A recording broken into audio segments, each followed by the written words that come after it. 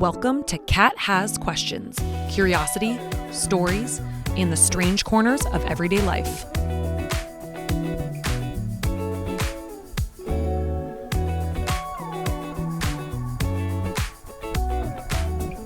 Hello. I'm your host, Kat, and this is Cat Has Questions. So today's story is one of those mysteries that does not feel real until you see the footage. It is a TV broadcast hijacking, a plastic mask, and a bizarre, chaotic message from a stranger who vanished back into the night. And nearly 40 years later, nobody knows who did it, or at least officially nobody knows. Because privately, investigators had suspects, very real ones. And the deeper you go into the case, the more you realize someone in Chicago absolutely knows who hijacked those broadcasts. They've just never talked. This is the story of the Max Headroom Broadcast hijacking.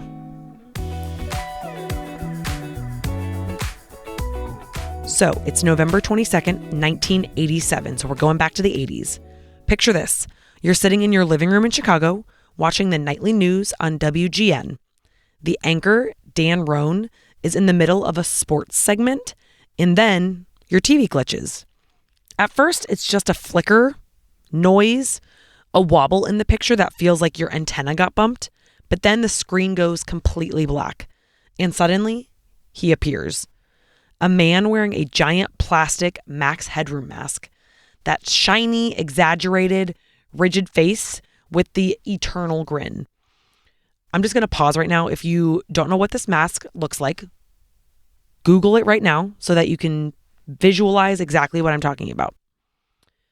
The background behind this masked man is a giant sheet of metal swaying back and forth like someone is shaking it.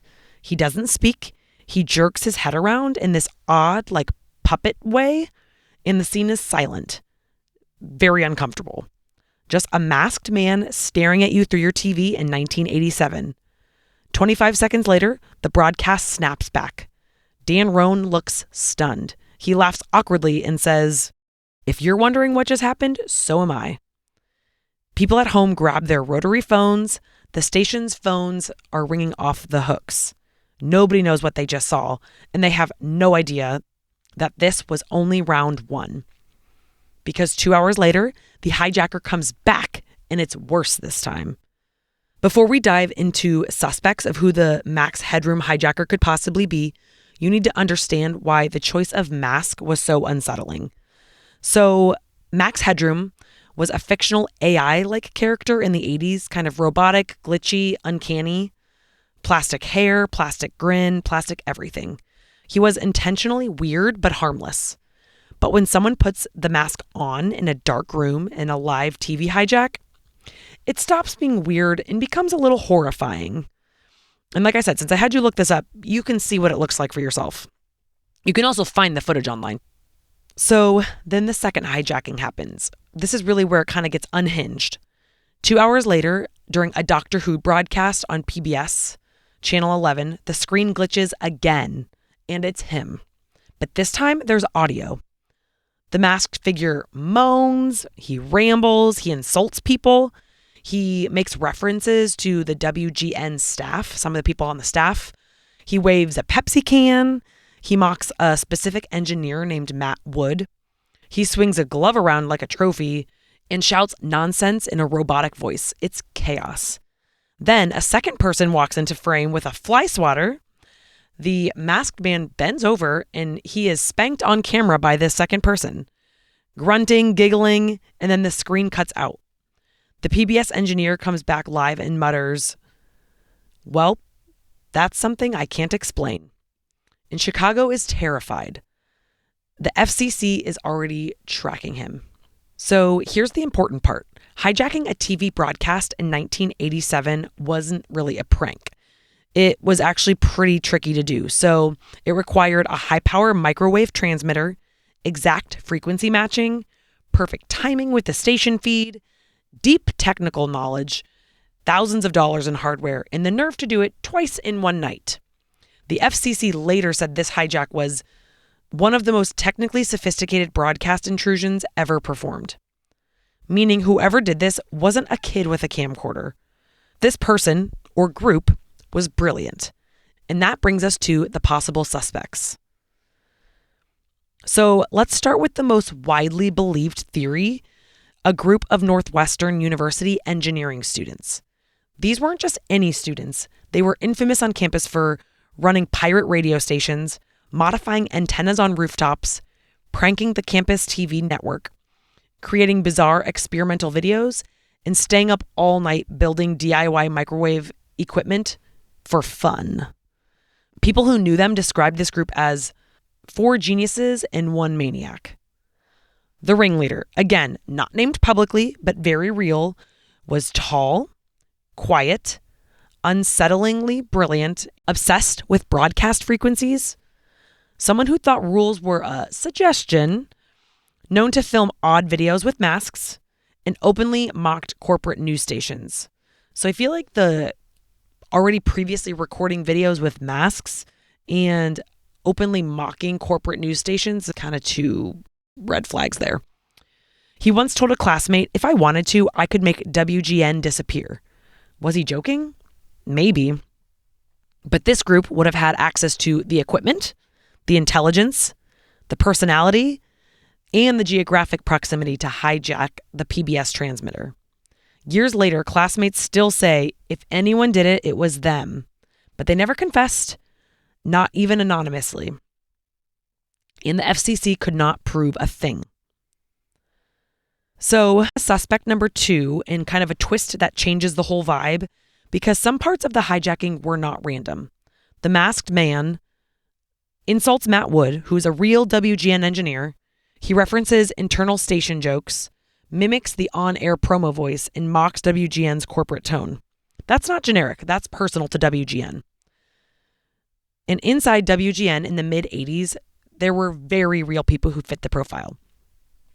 A fire technician who left angry, a quiet, resentful, technically gifted engineer, a prankster staff member who loved parody videos, a former employee who knew the exact transmitter vulnerability.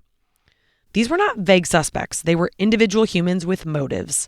One ex-employee in particular was described by his coworkers as off, brilliant, and always talking about the transmitter. After he was fired, he reportedly said, "One day they'll see what happens when the wrong person gets access." Chills. But again, no proof. So, suspect number 3. So the first one's the Northwestern group. The second one is a disgruntled employee. Suspect number 3. This theory is a little more underground, and most people haven't heard of this one. There were 2 brothers in the Chicago suburbs, well known in ham radio communities. They were mischievous, extremely skilled, heavily involved in high-power amateur transmission, and known for pushing boundaries. The type to brag about breaking signals. And they've already had warnings before from the FCC for lesser stunts. One of the brothers filmed himself wearing masks in home videos, another flag similar to that Northwestern student. He owned a transmitter powerful enough to overpower a TV feed and lived in the exact radius where the hijacker likely operated. Old school radio hobbyists still whisper their names, but again, no evidence. This case is a hall of mirrors. So, suspect number 4, the performance art theory. There's this kind of artsy theory that this was a performance collective. Chicago had a wild underground video art scene in the 80s, glitch art, VHS tapes, anti-corporate satire, masked performances, experimental theater. The hijack looks like outsider art. Distorted monologues, hypnotic metal backdrop, off-camera punishment scenes with the spanking and the fly swatter, I think it was, chaotic cuts and inside jokes. But this theory falls apart because the tech involved was extremely advanced. Most artists couldn't hijack a toaster, let alone a TV transmitter. Still, it's kind of the most stylish theory. So really the reality, the FCC investigated this for years. They tracked the signal to a general rough area. They interviewed engineers. They knew it was someone local, but they couldn't get enough evidence to charge anyone ever. Privately, one of the investigators said, "We think we know the type of person who did it, but not enough to pursue it." Which is government speak for, we probably know who did it, but we can't prove it. The hijacker, whoever they are, is almost certainly still alive today. A suburban dad, a retired engineer, a former student who became a tech executive. Someone knows, someone remembers, and someone is keeping a secret that millions of people saw, and nobody ever was able to prove it. So that's the Max Headroom Broadcast hijacking, a case where the how is almost impressive, but the why makes no sense, and the who is the biggest mystery of all. Thanks for listening. I'll see you next week for another strange question.